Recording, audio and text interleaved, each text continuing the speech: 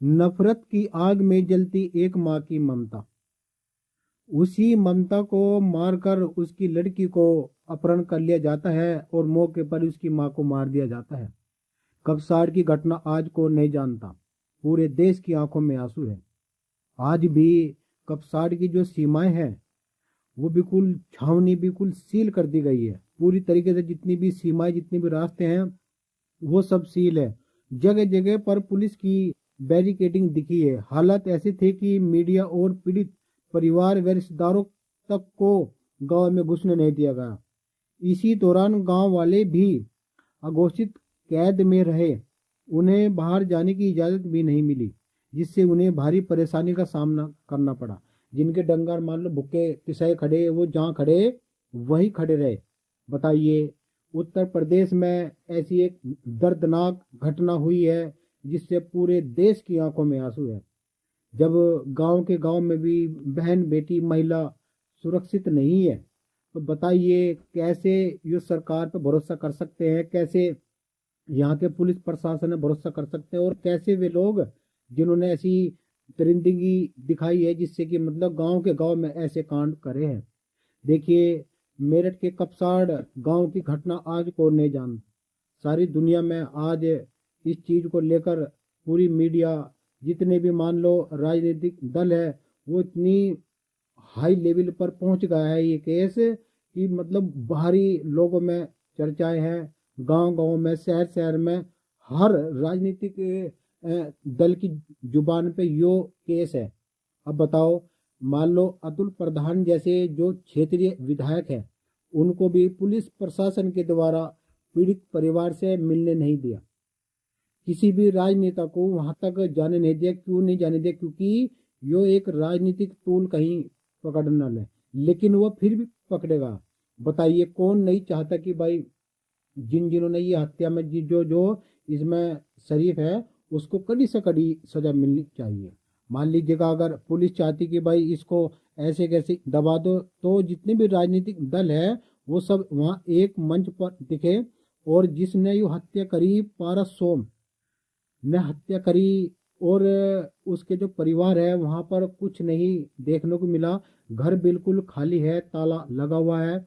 गांव में इस समय बहुत ही ऐसा माहौल है कि मतलब बहुत गलत तरह का माहौल है, क्योंकि सब एक दूसरे से निगाह मिल रहे, बातचीत कर रहे, लेकिन एक दूसरे से अपने दिल की बात तक भी नहीं कर सकते, क्योंकि पूरा कपसाड़ गांव बिल्कुल छावनी में तब्दील है। पीड़ितों से किसी को भी नहीं मिलने दिया जा रहा।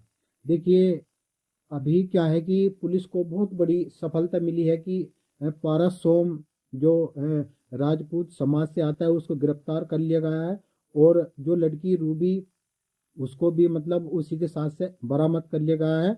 और रूबी ने पारस सोम के खिलाफ जो गवाही दी है, और उसकी जो माता संगीता को जो मतलब पूरा ही कत्ल उसका कर दिया गया था, तो वो मामला बहुत ऊपर तक पहुंच गया। और लगभग लगभग ये मान लीजिएगा कि मेरठ में भी जहाँ कचहरी में वहाँ पूरी तरीके से बिल्कुल छावनी में देखने को मिला। और ये भी कि अपहरण और हत्या का जो आरोपी पारस सोम की पेशी मौके पर सीओ सरधना आशुतोष कुमार और CO civil line Abhishek Tiwari खुद कमान संभाले हुए हैं। कई थानों की फोर्स ने कचहरी को चारों तरफ से घेर रखा। उसने चेहरे से सिर पर मफलर लपेटा हुआ, ठंड से बचने के लिए शरीर को एक चादर ओढ़ रखी थी। कचहरी परिसर में सन्नाटा था, लेकिन जैसे ही पारस पुलिस कर्मियों ने घेरे में आगे को बढ़ा, उसकी जुबान खुली। मीडिया के कैमरे और पुलिस की मौजूदगी में वहां सिर्फ इतना ही कहा कि मैंने हत्या नहीं की। बताइए, इतना बड़ा कांड करने के बाद जब कोई नू कहता है कि भाई मैंने ये काम नहीं करा, तो फिर उठाकर क्यों ले गया, गाड़ी में क्यों ले गया, क्यों हरिद्वार ये दोनों भाग रहे थे। पारस सोम कोई भी और भी उनके साथ में था, नू तो पता नहीं कौन था, लेकिन ये मामला ऐसा नजर आया कि कहीं ना कहीं हमारे जो पुलिस प्रशासन है, या मान लो योगी सरकार है, तो उसे कुछ ना कुछ इसमें अच्छी तरीके से ऐसी सजा आरोपियों को देनी चाहिए, जिससे कि कभी ऐसा मामला देखने को ना मिले। सभी देखिए, सभी के घर में बहन बेटी माताएं बहनें हैं, तो सभी सुरक्षित रहनी चाहिए। गलत व्यवहार कभी नहीं करना चाहिए। सूत्रों की माने तो रूबी की शादी तय होने के बाद पारस बौखला गया था। यदि जो आसपास के जो गांव वाले ने जो बताया है, और इसमें सभी जगह ये सब खबर फैल गई है।